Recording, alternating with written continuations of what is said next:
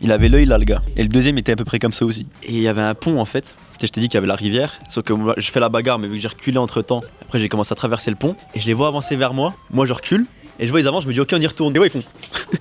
Ils reculaient aussi du coup. Et après c'est très vite terminé parce qu'il y avait les flics qui sont passés. Moi j'ai sifflé les flics comme c'était mes potes. Je l'ai appelé comme les cow-boys. Je vois oh, venez. Je leur ai expliqué l'histoire, j'ai écouté voilà, nous on va de Besançon. Et des gars qui nous cherchent des noises et voilà quoi. Du coup ils ont parlé aux gars et les gars ils sont repartis.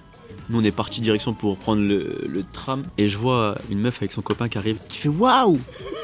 Elle est fan, j'ai l'impression que j'ai au cinéma la meuf. Waouh. Mais mec, t'es trop chaud. Elle parlait comme ça. Waouh, mais on entendait du bruit. Mec, on t'a vu face aux deux grands. Et on s'est dit, mais il va se faire éclater le petit. Et là, t'es arrivé, bam bam. Elle me raconte la scène, tu vois, comme. Bah bref, ce que je vous raconte. Et en fait, en même temps qu'elle me parle et qu'elle me dit ça, elle avait un parapluie, elle me tapait avec son parapluie sur l'épaule. Et t'as son copain, il fait, oh, arrête. Il y avait des spectateurs qui. Et on m'a applaudi à la fin aussi. Et la dame, elle m'avait dit que justement, ces gars-là, ils leur avaient déjà cassé les couilles. Et que c'était des habitués du. Comment ça s'appelle, le délirium à Strasbourg, ceux qui connaissent.